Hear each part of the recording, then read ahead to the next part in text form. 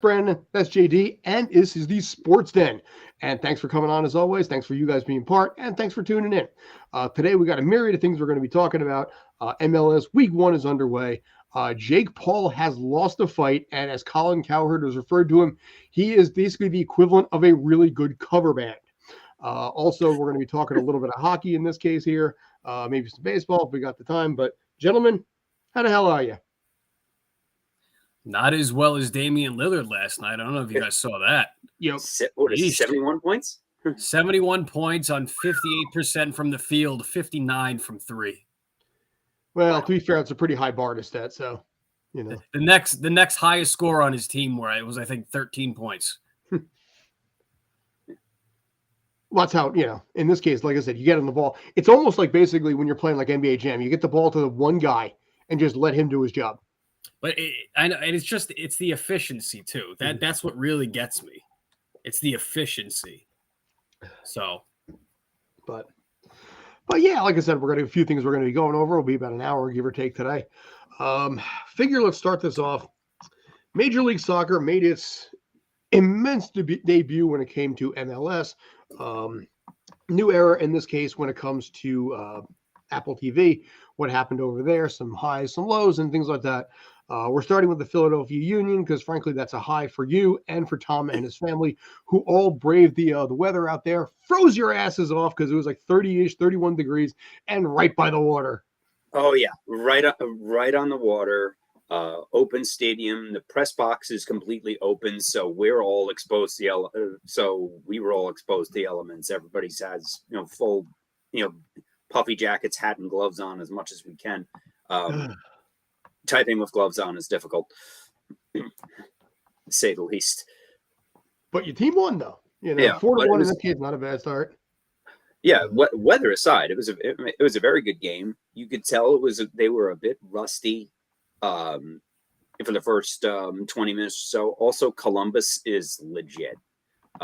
As Jim Curtin was quick to praise Columbus. They'll be very good. The Union didn't even touch the ball for the first 15 minutes of the game. And took about 25 to 30 minutes for them to really start to find a groove. The rust was starting to come off a little bit, but by the second half, boom, they were in full, the term I thought of writing the article, Subaru Park beast mode.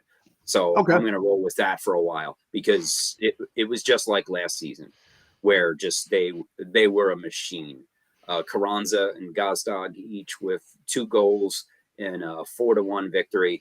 And Columbus also has a new coach. They have Wilfred Nancy moved over there from Montreal, and Montreal's been very good for the past 2 years. So, but then Columbus they've taken a step down with Kei Kamara being traded. So, Kei Kamara, who's now on his 10th team in MLS, third leading scorer of all time. But Kyle, welcome in. I know basically you just got back a couple minutes ago, so all good on the Western Front here. But yeah. Kudos to your team. On the other side of the equation, actually, you know what? Before we get to that, also want to point out the fact that basically your team has a new kid. Now, instead of basically going with Bimbo, you're switching over to a different carb and Thomas English Muffins. And a background that looks like the Simpsons intro, which that's the other part right there. The Sons of Ben supporters section already had a banner. If I could do these side by side, I friggin' would. They should have kept the old color scheme, but yeah, it's especially at the bottom there. Yeah. Well, apparently, I don't know if this replaced the kit or if this is just one of a few of them. Which is an alternate kit. I kind of like it. It's not bad. Yeah. I mean, again, it's better. There was a banner across the front, but see, it's funny because apparently Park they actually have like this, the Simpsons intro, but instead of basically the Simpsons, there has the Union in the same font. Somebody apparently made this gigantic banner behind the goal. See, that just looks like you zoomed in. Yeah. Let's see. Yeah, but yeah, the Sons of Ben supporters group already had a banner for this. I haven't checked the Reddit from the kit unveil. I need to go back and look at that. I'm sure it's gold. Usually is. Yeah, there. Yeah, I mean that. But, like I said, that is so unbelievably Simpson. I don't know who had the idea of that, but I will say this: if you recall, we hated the jersey for a while, and now we've kind of embraced that. Still a little iffy on it, but it's growing on me a little bit. I prefer the yellow jersey, by the way, for the record on that. But yeah, but in regards another note on this game, there was the Athletic did a MLS season preview last week, where they surveyed 20 anonymous league executives from teams throughout the league, and they gave their thoughts on who would win the championship, who would be the surprise team, blah blah blah. And one of the anonymous executives said regarding the Union, the thing is, they're not even that effing good. So Jim Curtin was asked about this in the press conference, and he said, "I will go on the record and say anonymous quotes are for cowards." Yeah. Well, see, and just they served up easy bulletin board material, and in the first game, just you already have that. Clickbait. But that's what it all comes down to in this case, because it's all about clicks, it's all about views, and this is a team that could do, honestly, a lot of damage this season. On the other side of the fence, they have their entire starting 11 back too, which is unheard of in MLS. They just got to learn how to win a title game. They are getting really close both times here, But on the other side of the equation, NYCFC, the team I cover, laid a basic egg because it's a new era. They have pretty much half the roster that they had last year, and you got a team that's trying to actually get a cohesive unit going on, trying to figure out how things are going to go, and honestly lost 2-0 in kind of a really weak effort. So next week's going to be big. They're going to have to see what they can do against Chicago, because Chicago is perennially one of the worst teams in the league, although, like I said, they just added Kei Kamara, so that'll be interesting. But the problem is that game is starting at 8:30 at night on a Saturday, or in this case, if you're in Chicago, and by the way, this is barely in March, 7:30 at night in Chicago, and you have a bunch of 150-pound guys in shorts. Good luck with that. Oh, yeah. I froze my ass off Friday night into Saturday on the streets of Manhattan, right by the Hudson River.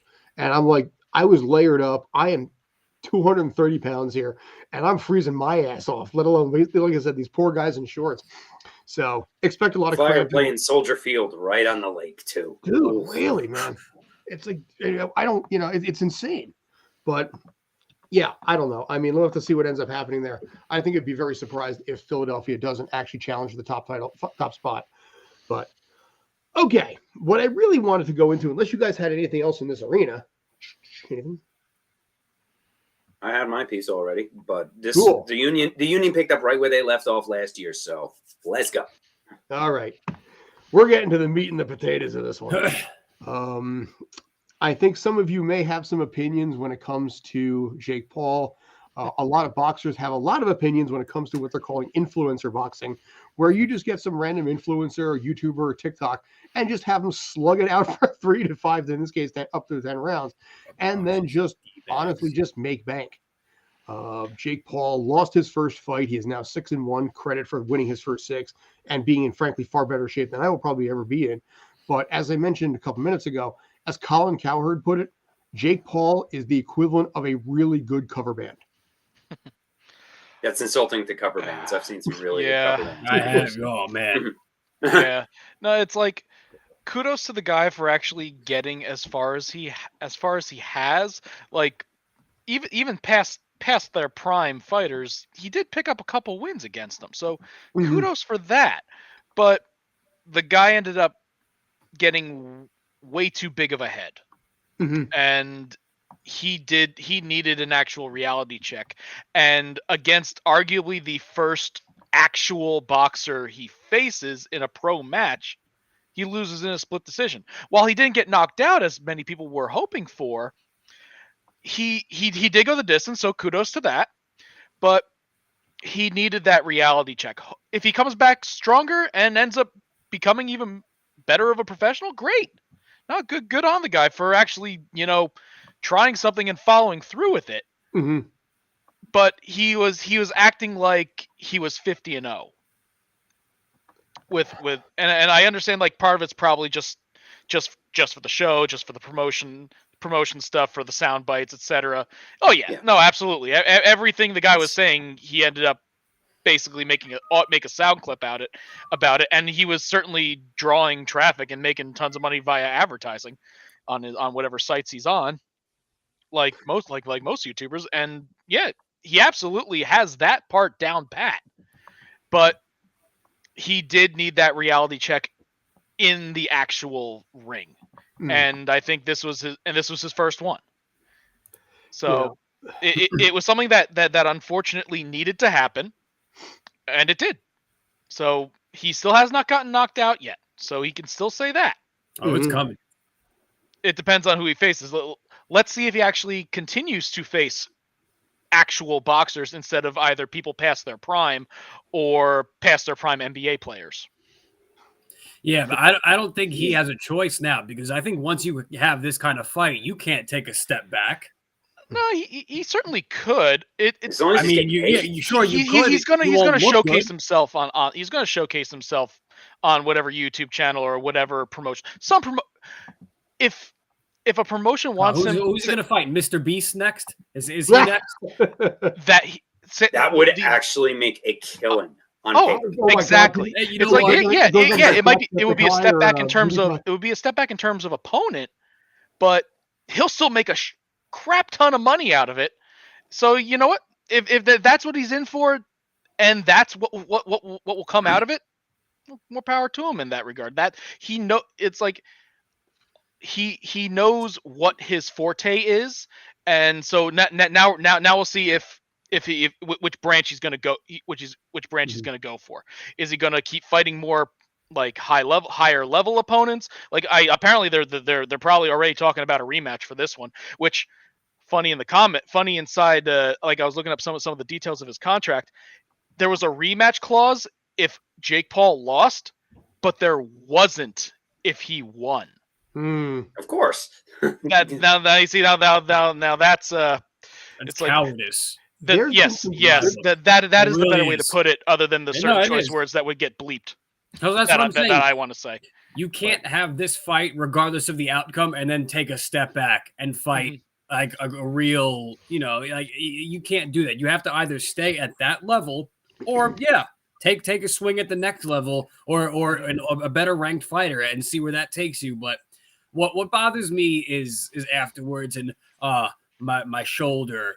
The flash photography, the concession stand guy, he was too loud. Like he had a bad piece of pop. Just own it. Oh, and Drake, you lost. Just know he's never going to. Oh, and Drake's curse. Oh, it's Drake's fault that I lost. Like it drives me nuts. And we, one of our questions is this good for boxing? It's like it's not good or bad because it's just going to continue to be what it is.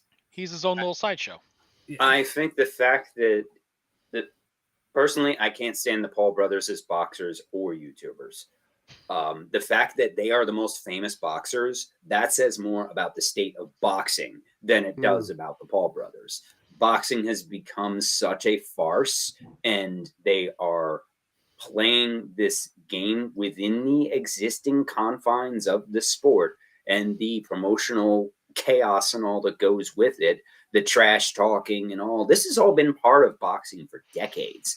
They are just playing the formula in a way for modern era, and it's working, and everybody's making a ton of money.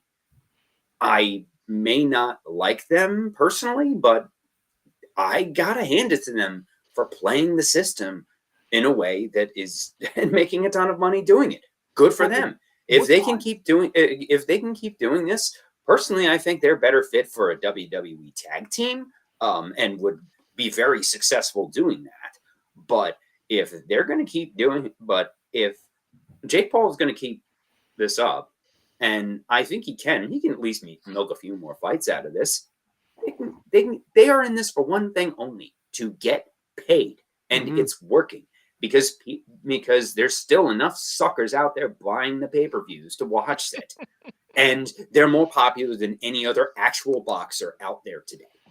So, as much as we want to say how terrible it is, I can't, because just this boxing did this themselves by being the unorganized, chaotic, sketchy mess that it disorganized for decades. that got to this point, with shady promoters and all kinds of stuff going on, behind the scenes. Boxing brought this on professional themselves. Fighting in general, though.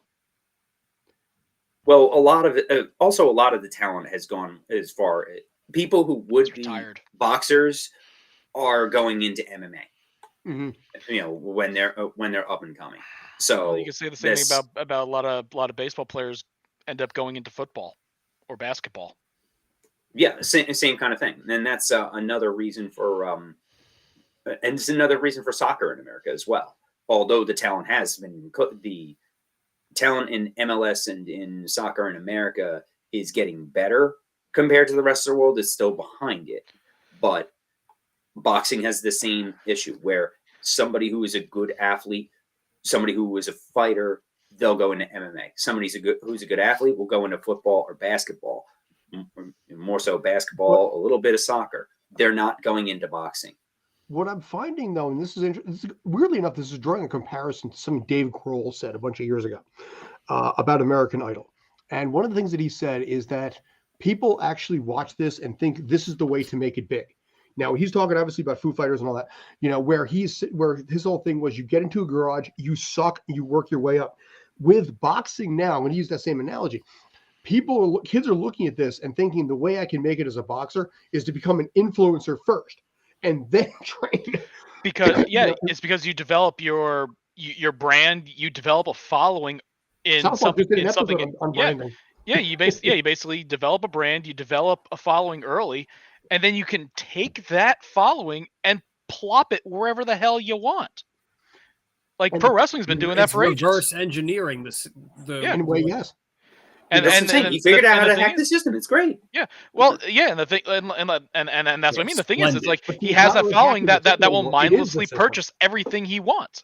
Yeah. That'll purchase everything attached to the guy's name.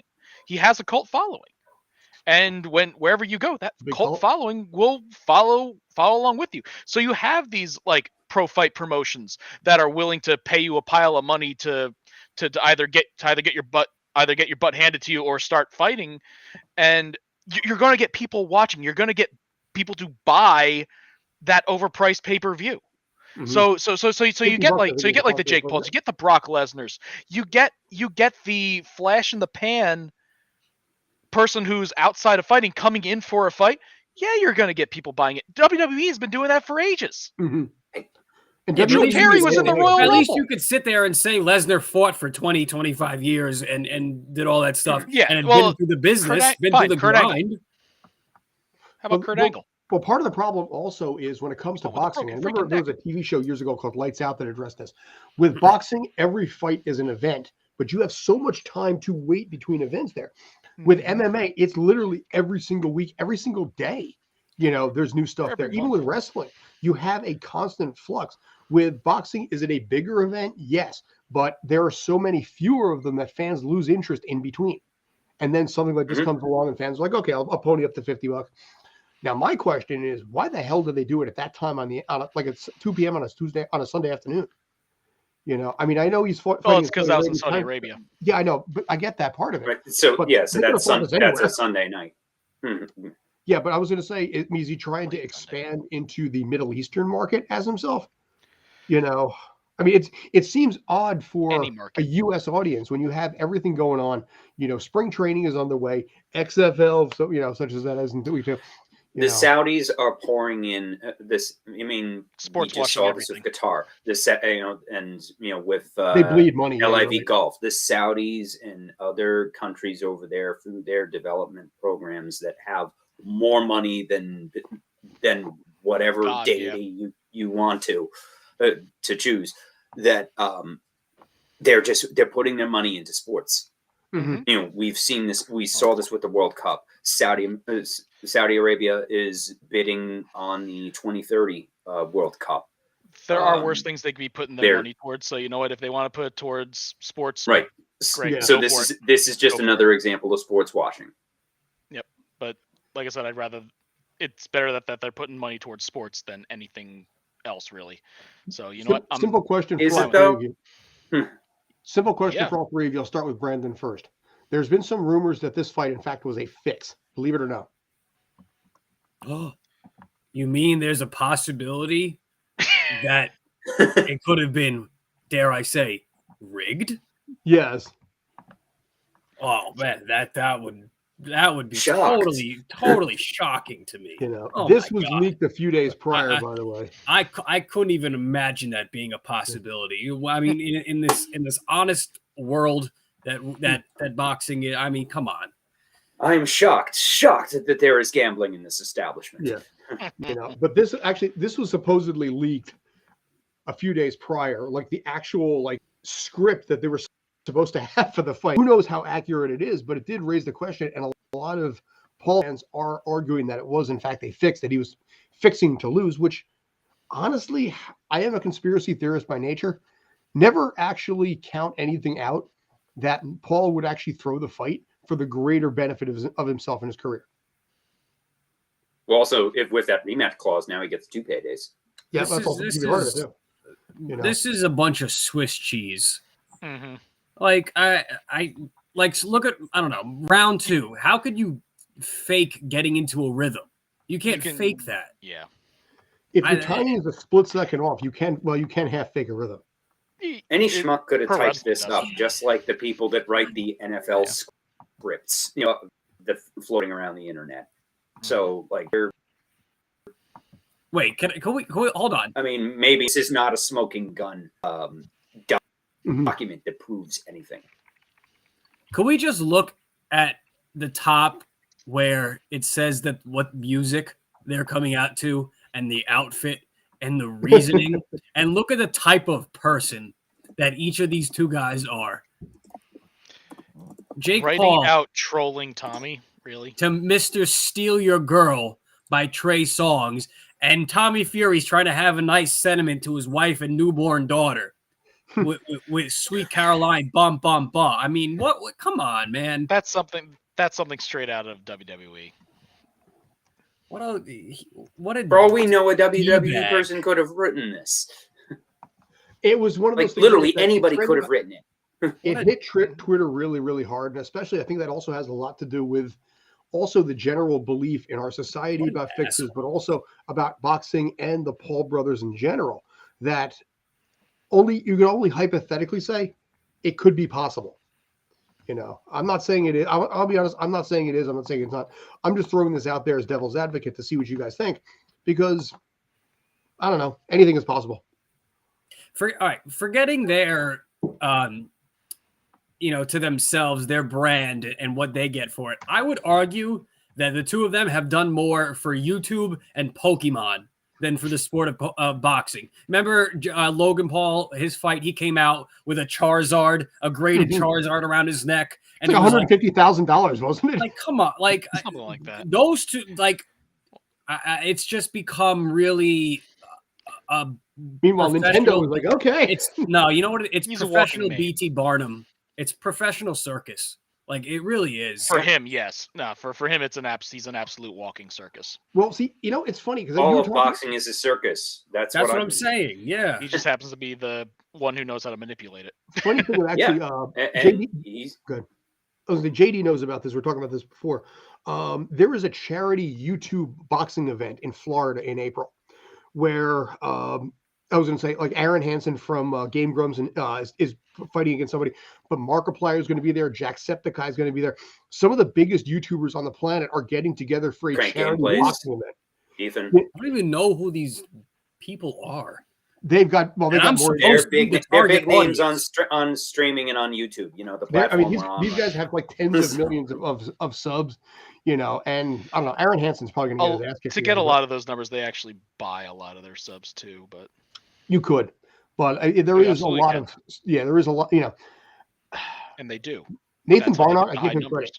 In his first professional fight, he knocked out his opponent in 22 seconds, and it was a legit pummeling. It was amazing to watch. So, All right. but Well- that's almost like in some ways what the new era of boxing is going to be. Where we can probably just get a bunch of YouTubers together. Yeah. Now Well- me and Ernesto are going to be covering a boxing event in Paramus, New Jersey on April 1st. So we'll see how that ends up going. But I'll probably talk to them again, and they will have. Sure, some it'll be a videos. joke. like I said, you basically have two pre-existing fan bases going at it, and Yeah. you're guaranteed yourself a whole pile of pay-per-view buys. So you know what? It's easy money for them. Step 1, announce fight. Step 2, step 3, profit. Pretty much. Announced fight between two pre-existing follow groups. Yeah. So. Like, Jake Paul really has beef with Tommy's baby. What is this? Like, coming out in a baby outfit? What is this, like, a bad Twilight fanfic? So I thought Twilight was ridiculous, fanfic. man. It's a fanfic of a fanfic. That's what fanfics go. Have you ever been to one of those fanfic sites? Oh my god. They have fanfics of fanfics of fanfics. Rule 34. Big time. Rule Okay, 34 with like a For nested anything loop. and everything. Can I just Wait. point out that basically my mother-in-law at 76 years old has all 3 50 Shades of Grey books upstairs? Eh, all right. to each their own. Oh, yeah. That was a do what interesting works for discovery. good. Hey, whatever works for you. So, but anyway, yeah, that I'm was. not saying anything else. That's fine. That's fine. Yeah, going off topic as I am often prone to do. Anything else on this? Brandon, do you have anything you want to talk about when it comes to basketball? Actually, either one of you guys. There. Your Heat are playing Obi's 76. Yes, and I wish I was where he was. And I think I think Philly is a superior team. My Heat have been a little up and down this season. I just lost to the Charlotte Jordans the other night, as I am now calling them.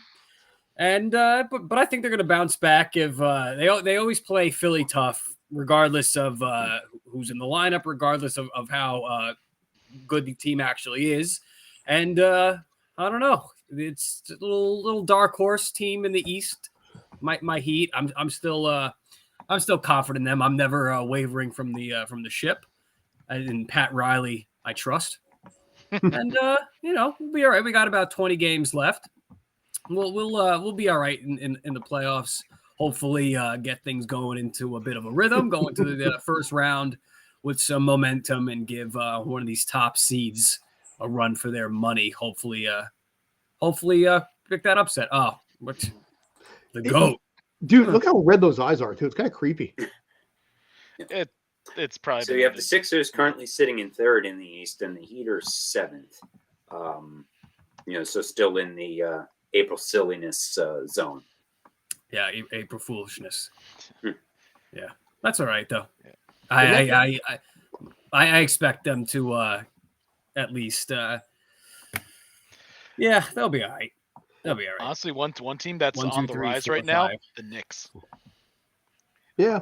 The Knicks are surging.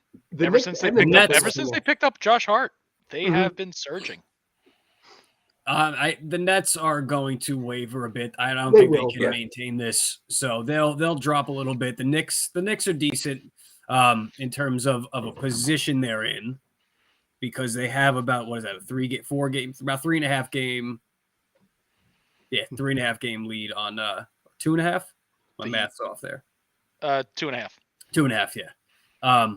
On my Heat, and yeah, like I said, the Knicks or the Nets, I think, are gonna drop. They with what they've done, they have some nice pieces, but to maintain, They fire sailed. Yeah. They basically blew it up mid-season because they're like, okay, do we want to? I think we mentioned this either last week or the week before. There's that like middle ground area in the conference there for the playoffs, and the Nets are like, okay, we could either get some pieces for the future now, or do we just basically go down with this mid-level ship of dramatic players, lose them all in free agency in the offseason, and you know what? They got something for their trouble players. All that entire clown show that they had, they got at least something for it. They still have Simmons in the fold. The entire clown show is not left yet. So Simmons, yeah, they done. So, yeah, you exactly. Know, But where his own but again, coach if you basically have- admitted he doesn't know how to use them. don't worry, you still got Seth Curry, so that's all right. they got the wrong Curry. But no, it's having one clown show. Every team kind of has like that one drama queen. Nets had like 3. Yeah. Not at my one time. Heat. They went from 3 down to 1, so it isn't. Well, you have the slowly degrading Kyle Lowry, unfortunately. So But he's not a drama queen. no, oh no. In terms of drama, no, but he's definitely not the Kyle Lowry that we saw a couple years ago. Oh no, that's all right. Which is a shame because the guy's same age as me. He's in the end of his career, end of his athletic career. Yeah, So. I wish, as much as I like the Lowry move, what he'd done in his time with the Heat, I thought was pretty invaluable. I thought they could have maybe dealt him and tried to bring in and package him with something or get it into a 3-team trade. I would have liked a guy like Bradley Beal. I know he seems to be all loyal to Washington. Honestly, he has a big contract that's hard to move. Yeah, I know. Don't even get me started if we had Damian Lillard. I know, well, like we said, started the show. I mean, that's that last night. I mean, we kind of forget about Damian Lillard. He's in that weird market that is Portland. And we go through these point guards and like, again, it's a guard driven league now. I don't know how many guards I would take before Damian Lillard. Like we saw last night, like he reminded us how good he is. But I would do anything to have him on the Heat. But you know, I still, and they've been like that these last few years, where you have Jimmy Butler, who is a fantastic player, but you just need that one more step of a superstar to kind of tip the scales. And I thought they weren't going to get it done this trade deadline, but you know, there'll be some free agents coming these next couple of years. They'll attract somebody as they always do.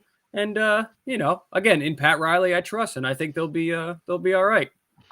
But they got to get into some type of rhythm. A win tonight would be huge against a very formidable title contending team in Philly.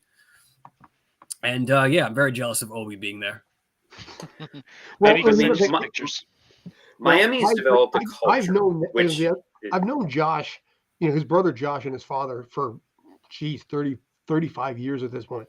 So it's kind of funny when I referred to him inadvertently as a kid before, you know, and then he's 45 years old. I'm like, yeah, probably not.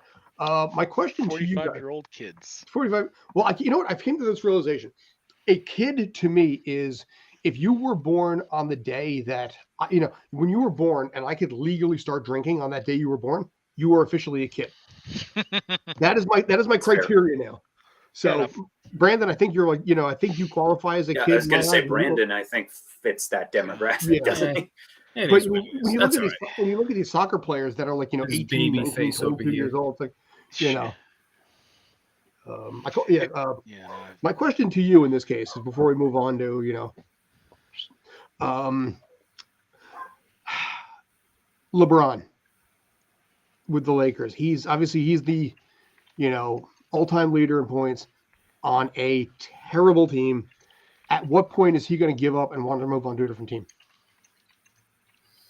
He's not. He's again. I think at this point, it's. I know the news is all, you know, where his kids are going to get drafted and all that kind of stuff, and kind of the setup for that. I don't know. I don't want to say he's not, to say comfortable. I don't want to say is the right word. I think they've made a couple of moves and some tweaks at the deadline where I think they're in a better position now. They unloaded Westbrook. They brought in some nicer pieces, some 3-point guys, some defenders. So I think, and look, if you look at the West, the Lakers are in 12th, 13 and a half games, and you have the Suns at 10 games as the 4 seed. So between the 4 and the 12th seed in the West is a 3.5 game difference. I not so sure with the way Anthony Davis played the other night. I think they obviously they have to. Most of every one of these games essentially is a must-win game. But I think they can overtake the Blazers. I mean, even with Lillard's outburst last night, I don't see the Trailblazers hanging on to much of a 500 record as the season comes to a close. Pelicans, Zion's out. We kind of Pelicans have been that kind of 500 April foolishness fringe team these last 3 years. Timberwolves have made some moves, again in the same situation. The Jazz, I don't. Again, they're 500 right now. I mean, remember at the beginning of the season, they were the number 1 seed or number 2 seed in the West, and people were like, "Oh, look at the Jazz," but they, turned out to be what that team was expected to be, and I can see them dropping below. And then you get the Warriors, Mavericks, Clippers, where it gets interesting, and the Suns as well, with KD arriving and he'll come back, so they should be much more formidable with them. But I don't think it's crazy to see the Lakers in that 6-7 seed if they can get into a roll. Obviously, the other teams have to lose some games as well. But, I mean, look, you really have to actually hate LeBron to ask him to be able to play better or to do more. Like, at some point, a team's got to be a team. Like, this isn't LeBron playing tennis or golf out here while the other team plays basketball. It's still 5-on-5, right? So, I mean, and Davis needs to show up. We can get into that argument over a multitude of things in LeBron's career, but just to stick to this current situation, it's not crazy. Like, I know right now, you can see them 12 at the Lakers, but like you look at the games behind. You look at these other teams. It's not crazy for them to jump up in the standings and really go into some type of playoff position strong. But they got to play the games. They have to play in the games. They got to show up. I know LeBron's already been ruled out for Tuesday. We saw him limping after the Dallas game, which was a 27-point comeback, the most by any team this season. So they still have that to say over anything else. So this team is capable of doing it. It's just got to be done, and we'll see how it goes. Nice. I'm amazed that the Kings are still doing as well as they have been.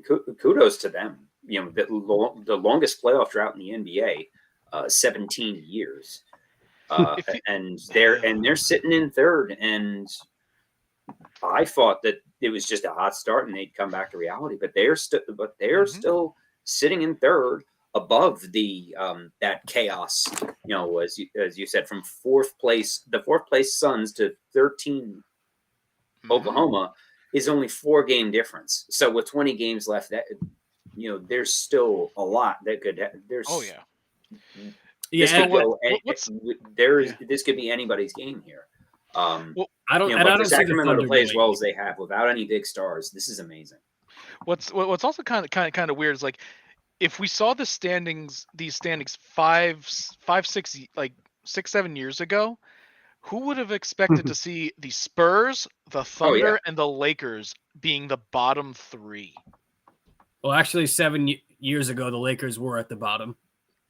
Fine, 10 years ago. Fair enough. I would say anybody in the top, anybody from the top 4 definitely would have been impossible. No, but I kind of like that. Like when I like it when standings get scrambled up every couple years or so, due to like either teams just bursting onto the scene or like old dynasties collapsing and then in a rebuild to come back. It's like I like that. I like parity. I love parity, unlike what we see in football and baseball. When it comes to a couple teams, yes. Well, considering that half the league with the exception of right right now it feels like the teams that are the lowest in baseball are there because they decide to be. But we have seen some fluctuation between the middle and the top teams. I thought it was Uncle Stevie's fault that they were terrible. Yeah, I thought I was under the impression that it was the Mets' fault that the bad teams are bad. It's Uncle Stevie's fault that the sprinklers went off in a spring training game the other night. It's Uncle Stevie's fault that the Oakland Athletics Stadium is falling apart. Can I point out, by the way, it's Steve Cohen's that's fault what that I'm understanding from the temperature. Has a $20 million payroll. Can I just point out the fact that Keith Hernandez, who basically did sign a 3-year deal and is now back, everything felt right with the world to have Gary, Keith, and Ron, even if it was a spring training game, doing a broadcast side by side. And then at 7:45, the game that they were covering, the sprinklers randomly just went off for no reason because apparently they were on a schedule and they had to delay the game because the sprinklers just, it's, if you ever get the chance, watch the video on there. It's their reaction to just nonsensical baseball stupidity. And it felt so right with the world. It absolutely did. No, and then we saw day one. We already have a game being won off some type of was it the clock violation or something? So yeah, Manny Machado gets the first one, and then they have a walk off. Took too long strike. I mean, and he got paid the largest contract in Major League history afterwards somehow. Yeah, after opting out of one of the other biggest ones in recent memory just 2-3 years ago or 4 years ago, whatever it was. And Manny's not going to Padres owner is taking all of the, we're poor, we don't have money in a small market, arguments that all of these other cheapskates are doing, like Dan Montfort and, in Colorado, Nutting in Pittsburgh. And since, just there's about 10 owners that just take the revenue sharing and pocket it. Mm-hmm. But what's his face in LA? Angels. What's his name? Moreno. Yeah. And they, but this Padres owner, I don't even know the person's name, but kudos that, but none of these owners are poor. They're all billionaires. They all have the money. They just don't want to spend it. Mm-hmm. That isn't Steve Cohen's fault. Baseball needs 30 Steve Cohens. They do need to fix the RSN situation. That is a major revenue problem. 5 years, they're going to have a Steve Cohen rule that says basically they're going to try and stop. Just like they had a Brodeur rule, they're going to have a Steve Cohen rule because all the owners are going to get together and force MLB to change what he's doing if he keeps this up. Mind refreshing me what the Brodeur rule? You want to handle that? That was. I'll take a stab at this. That's the trapezoid behind the kind of got rid of that net. But... Okay. That because Brodeur was so good at playing the puck from behind the net, it was almost like having an extra player because he was the best puck handling goalie. They made a rule that you couldn't play the puck, that a goalie could not play the puck from certain areas of the ice. They literally limited his mobility, and he was still absurdly good. Yeah, he was that freak. He was definitely that freak of nature for goalies. I would still argue though that's a little apples to oranges because you're talking about an in-game rule versus a behind. I would compare that more to banning the shift. Is that they would create a rule just to stop one from doing one thing, and that's where think they're going to try and do. I really think the other owners are going to do this because he is changing the scope of the game and these contracts, and it's 100% legal. He is well within his legal rights, but it is changing the dynamic for the rest of the league and how they're going to have to operate and the tens of millions of dollars. Every baseball fan. But here's the thing: it's like something like that would have to be approved by multiple different parties, and the Players Association will never approve something like that. Could be right. So how long is this collective bargaining agreement deal? 4 years? I think it's through 2028.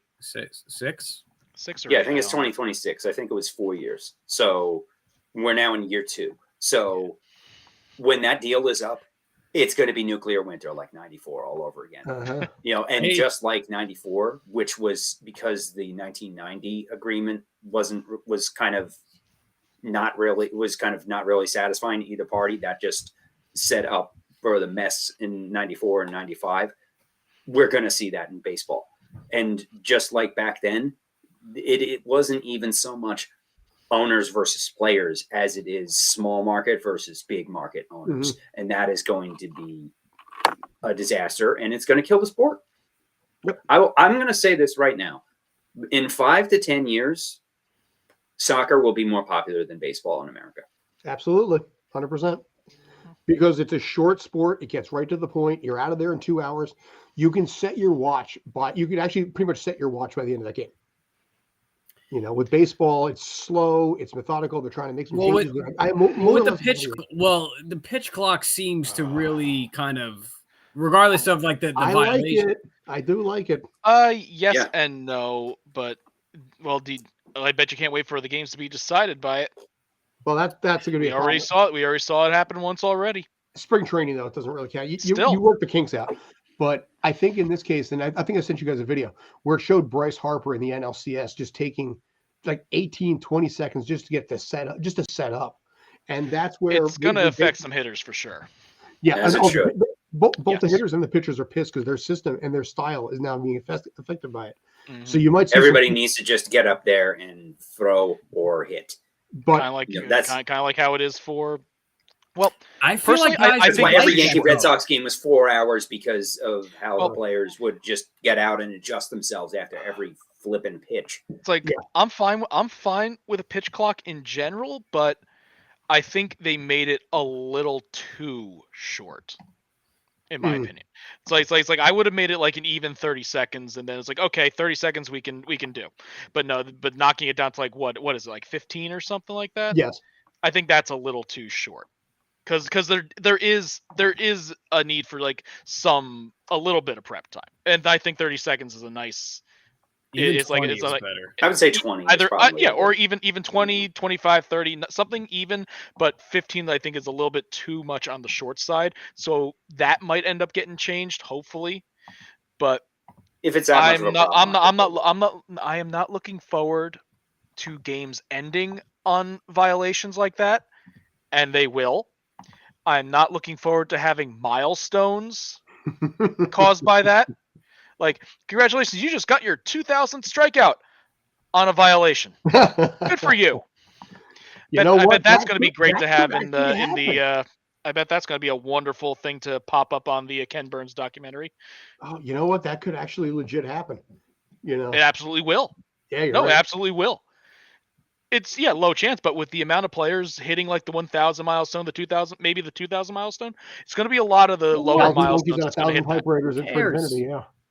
there's Well, too yeah, many I love- strikeouts in the Well, game to begin with. Oh yeah, but it's like you'd Yeah, rather I get it. blame You'd them rather on get play. it on like an actual pitch instead of a okay, I'm ready to pitch. Who Oh hey, was I got it! Clayton- Hooray! Who was Clayton Kershaw's 1,000th strikeout? Who was it? I'm sure I can No, look it not up. one of you could tell me because it doesn't matter. No, but the fact is, But it Clayton matters to Kershaw them. still got it Yeah, on a matters to them. pitch. On an actual, Clayton Kershaw still got that strikeout on a pitch rather than a horn Nobody's blowing gonna- saying, "Congratulations, you just got it." Nobody's gonna. No, I don't think anyone is gonna give a rat's ass about that. Some of these changes were brought about by asking people who don't watch baseball what they would do to speed it up, and then those people are still just going to be watching Netflix instead. Wow, what's Netflix?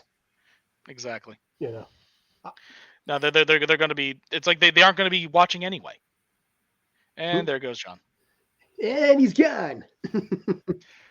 He had a pitch clock violation, so his connection cut out. I need Congratulations, a John. new router. I'm sorry.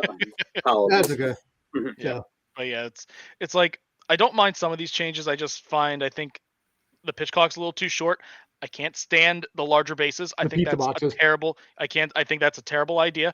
If they wanted to extend first base to like off to the side like they do in softball, fine. But I think it shortens the distance between the bases, the limited number of throwovers. We are going Oh, to yeah. see a big increase in stolen bases this year. Could be. Absolutely. But see, And a might lot of definitely those But those the goal- really close bang plays that are off by like that are off by like half a foot. Those batters are safe now. but what happens in this case here, what this is doing is it's creating more TikTok videos. It's course. creating more clips and more shorts and more. They're of getting a everything like ton that. of clips already. They get a ton of web gems. They And they're get gonna a get ton more. of plays. They're A gonna get lot more. of those bang plays are already on TikTok. I know, They're already on social media. but you're also with the fact that the overshift is now gone, which you're going to have a lot of hard hit balls that way. I You think that the banning You of the could see shift, I a think, lot is more okay. 10-9 game. You might see a lot more offense on this. Oh, Also, we're absolutely going to see. Fantasy Well- baseball, the pitchers are going to be hurt hard. the pitcher. Well, see, the problem also with the pitchers, they're going to have so little time to get set up that if they rush and have to hurry a pitch, they might throw a terrible pitch, to the backstop, straight down the middle of the plate. They may not be able to get set, so you might see more offense that way too. Imagine how many stolen bases Ricky Henderson would have gotten Woohoo! with the minus half a foot they now have between it. Imagine how many more times he would have been called safe. I thought I'd seen there was an Athletic article I read a few months back where they looked at the numbers in the Atlantic League, where they've been testing the pitch clock and the larger bases and the robo umps and all of these new rules for the past few years. And they did, compare the numbers before and after the rule changes. And the time of game did go down, but stolen bases actually did not go up as much as it was expected to. That's the low minors. That's the minor league testing. When you get at the pinnacle of skill, that supposedly what the major leagues are, you will see a noticeable difference. I think there will be a jump. I don't think it's going to be as big as people expect, though. It's relative because through the entire basis of sabermetrics and Moneyball is an out That's is an out is an out. Also. So so trying to steal a base is increasing your chances of an out. Well, to an extent, it's like right now the lefty power hitters are going to be seeing more balls in play. So while Joey Gallo will still strike out 500 times, he's in a smaller market though. You got to give him. So rather than Joey Gallo hitting 190, he'll hit 210. I'm rooting for him. I'm sorry. Oh, so am I. It's like apparently the guy's like a really nice guy too. Yeah, apparently the guy's like a really nice guy too, and it's like I felt terrible for the guy playing with the Yankee Stadium where every mistake is going to be heard. Magnified by 10,000. Yeah, and when you're hitting one for the century, you're gonna get some boos because people are like, well, great, it's him again. There goes the rally. His apartment. He was afraid of being seen on the streets. The thing is, it's like, because Yankee fans are terrible. Yeah, Yankee fans do really that are. again. See how well it almost worked out for you. Yeah. Yeah, and you wonder why nobody wants to sign there. Yeah. Well, Derek Jeter signed there for cheap. Heavier than anywhere else. You're not gonna sign for the Yankees for cheap. No. I think that's pretty much determined. But with like the lower base, I'm expecting Aaron Judge to be a 5-stat player. What do you mean? I think Judge is gonna get definitely gonna get more stolen bases this year. He could. But Absolutely you know what? Do they want him to do that? Do they want to risk injury? Well, that depends on the brilliant coaching style of Aaron Boone. Hey, they have 3 general managers now. I don't think that They got Omar. they're not going to give a green light to somebody they just pay that money to. I say Trout with his injury history taking more chances than Aaron Judge. Oh yeah. I think Trout. Yeah, Trout was already a 5-stat player when he was. No, but I'm saying just relative to. I'm saying more. Increase. Okay. I agree with you with that one. Yeah, Trout's probably going to take more attempts, but I think like players like as I said, that's if he's in the lineup. If he's in the lineup, yeah. But like Joey Gallo's probably going to have a better year. Joey Votto is going to have a better year. If you're just named Joey, you're going to have a better year. Yeah. All those pull power hitting lefties. That it's like are you okay? Do you need assistance? Nope, I just knocked my mouse off the table like an idiot. You know who I could see all over the place. You know I could see who would just violation. One of the last guys we saw playing, Yordan Alvarez. I could see him having a monster season. He had a monster season last year aside from the month of August. I could see it even another one. Oh no, absolutely no. He's gonna have a big one too. So, but yeah, it's some of those changes I like. Others, I think they went a little too far, and others, no. I think like the larger bases, I think are terrible. I think that's a terrible idea. It's like, it's a wider area, it's gonna be safer. Okay, but there are other ways to do it instead of making the bases the size of pizza boxes. Yeah, but I just don't see the point of what that is supposed to do. It feels like it's something that was brought out by someone who has never played baseball before. It's 12 panic moves, basically. Yeah. The overshift, all of those are just grandiose, multiple, like I said, panic moves across the board. The bigger issue with baseball isn't the shift, it isn't the bases, it isn't whether people can steal bases or not, pitch clock. None of that matters. Baseball's biggest issue is the fact that their games are impossible to watch because people can't see the channel that the game is on. And those channels all just went bankrupt. So they're not going to be paying baseball's biggest revenue source for these teams, which is a problem they need to figure out. But hey, it's all Steve Cohen's fault. Exactly. Clearly. So, Wait, last point before we move to the Devils. The Devils are Steve Cohen's fault. Yes, so that too. Lindor has a 300 season this year. yeah, I believe it. Yeah, And I that's can see Steve that. Cohen's fault. Third year, he's gotten himself very comfortable with that contract. Aaron Judge will have a down year. I That's thought Steve for Cohen's sure fault. that Machado was trying to make a play to go to the Mets to play. Oh, with he Lindor. totally is. He was butthurt when the Yankees didn't sign him. So going to the Mets, I think, and Steve Cohen, I think is exactly what he wants. So blame Cohen. Blame Cohen. All right. One It's final thing Cohen's we're going to go fault. into real quick here. The Devils have already made the splash of the trade deadline here, landing Timo Meyer from these San Jose Sharks for pretty much nothing. They kept Dawson Mercer, which is a huge deal there. They kept Luke Hughes, which was my big thing because, he's the younger brother of Jack Hughes and is projected to be almost as good, if not basically as good as Jack Hughes, who, by the way, already has 74 points in 59 games and is only 21 years old. God damn. But You're saying about feeling old before? Oh, well, yeah, I'll tell you about it. Look, like I told you, you see these guys and these Yeah, kids. so and they're now like the Watt brothers of the NHL. yeah, and you know what? There's talk that Quinn There's- Hughes may come over. So And you there's get all three of them. yeah, there's 3 of them. Jack Hughes is already under contract till 2030. Luke could very well be the same way there. But in this case here, the team has upgraded immensely without giving up much. And all of NHL is looking at this as an A to A plus deal for the Devs. But on the other side, a B minus to C minus deal for the Sharks because they could not get what they wanted there. And what I think had a lot to do with it was the fact that the Devils destroyed the Flyers 7-0 on a Saturday night and showed that there's not much urgency to have to get someone like Timo Meyer. Because the Flyers are a weaker team. You still plowed out a touchdown anyway. And a shutout too. So And a Yeah. shutout. I mean, the Flyers are trash, so that doesn't really show. Goaltender, gets his first shutout too. But, oh, dude, this is 10 years of angst just purely coming out right now. This is a team that basically most of their squad they're the youngest squad across the board in the NHL. Nico's 24, Jack Hughes is 21, and they're all under contract for years.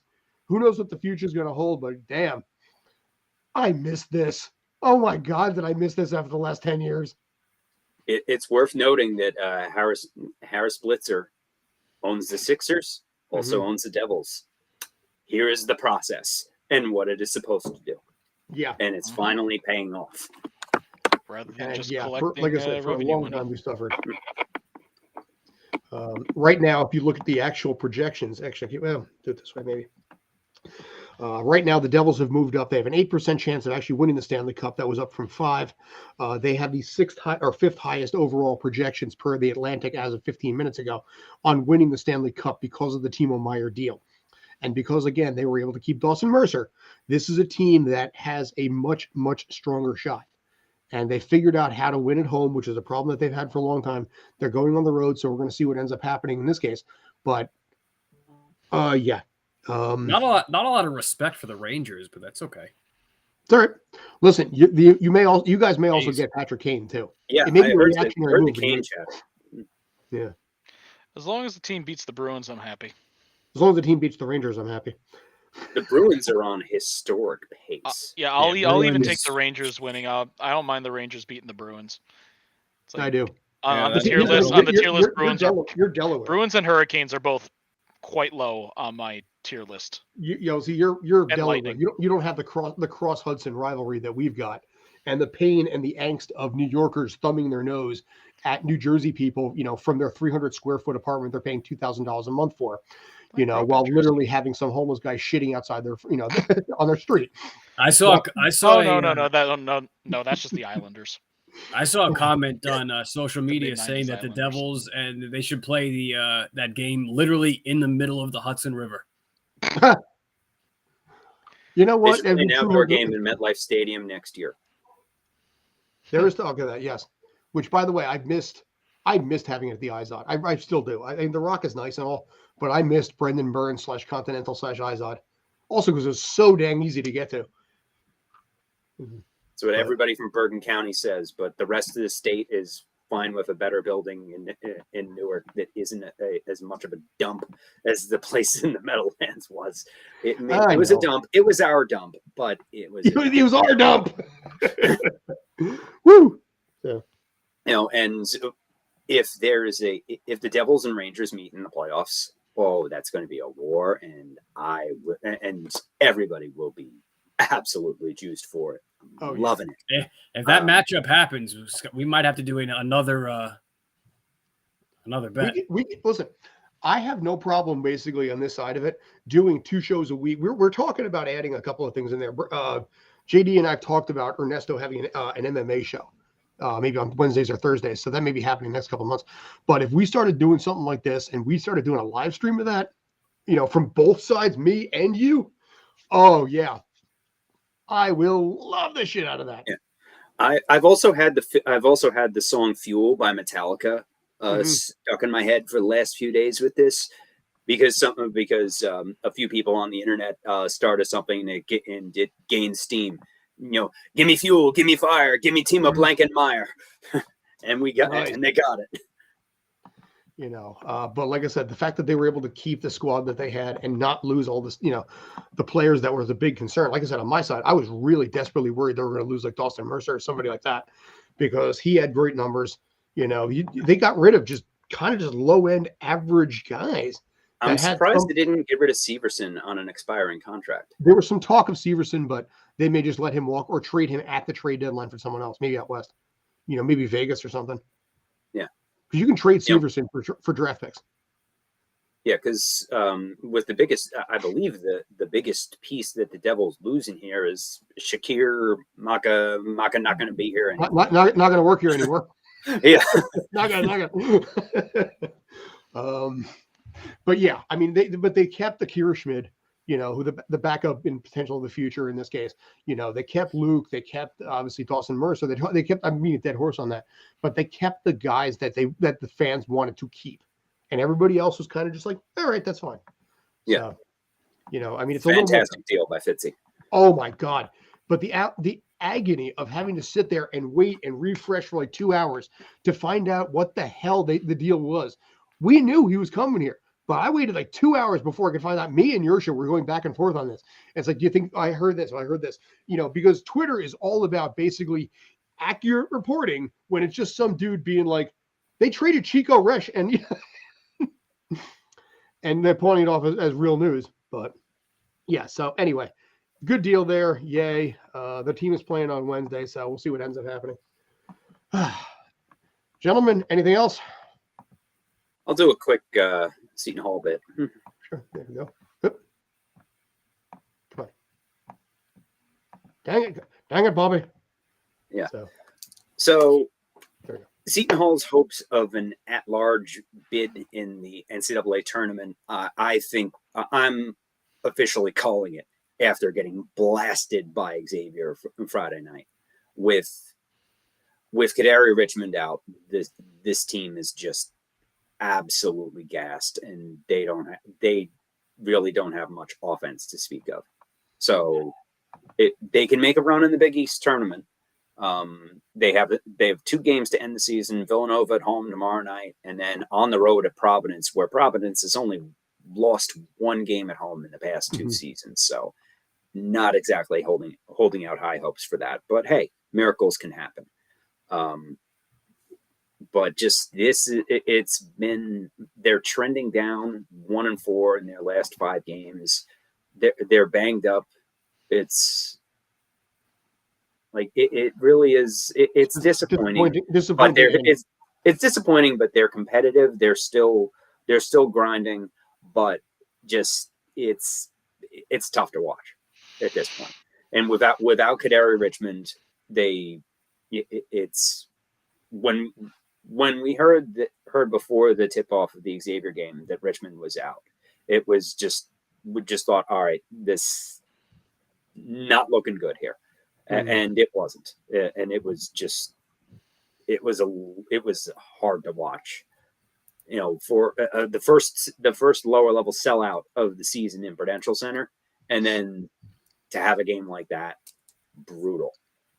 But they have the games versus Villanova, and of course, with the Big East schedule being the way that it is, of course, Seton Hall gets to play Villanova twice when they're back at full strength towards the end of the season. We couldn't have played them earlier in the season when half their team was injured. Now that they're coming back to full strength, and they beat Creighton the other day, I think it was one of the big teams. They beat they beat 2 ranked teams in a row. Their first 2 ranked wins all season.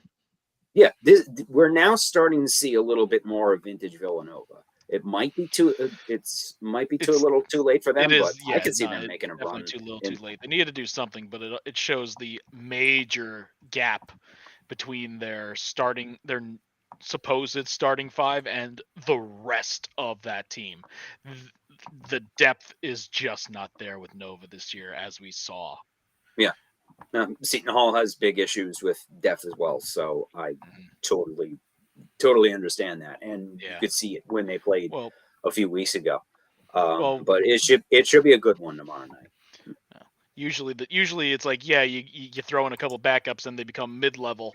The difference between Nova is like you have yourself one of the top 5 teams of the division, and you lose more. You lose more than one of their main starters, and they are literally a bottom-dwelling team.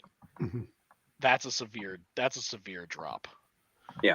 Well, if Villanova beats Seton Hall tomorrow, they'll pass Seton Hall for 6th place in the Big East. So, and then so they'll still be. They don't get the bye. They'll still play Wednesday night. But considering where they were a month ago, this is a fantastic turnaround for Villanova. And I would not be surprised if they go on a run and win the Big East tournament next week. Who knows? But this is, it's been a tough past few weeks for little friend. So we'll see what happens tomorrow. But it was a tough week last week with losing that Xavier game the way they did.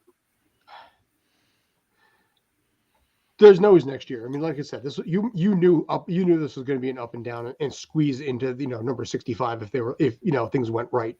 So yeah, and if they actually had a full roster that they were supposed to have coming in this season, if they actually had that, they may have been able to sneak in. But for the fact that they got as close, for the fact that they've played as well as they have, for the overall talent gap on this team, especially on the offensive end, for the fact that they played as well as they have is amazing. And it is a testament to Shaheen's toughness as coach. And you do see in flashes a little bit of the St. Peter's team from last year, but just they don't have the horses right now to maintain it. But with the transfer portal, you could pick up essentially, players come, players go. It's for every team. Half the roster changes over in every offseason for most teams in college basketball now. It's even more so than the NBA. Basically, everybody's a free agent every year. It's crazy. Well, to next year, how's that? Yeah, not dead yet, but they are certainly on life support for this season. But next year, with a full off season, Seton Hall should be better next year. But what's great about college basketball is they're not dead yet. They can win 4 games in the Garden next week, and they're right back in the tournament. All right. So hold out hope and see what you can do. So. Yep. All right, gentlemen. Anything else? Cool. That's it for me. Very good. Appreciate the time. You were awesome. You were awesome. You were awesome. You were awesome. As always, this is Sports Den. I'm Scott, Brandon, JD, Kyle. Appreciate you guys. Take care and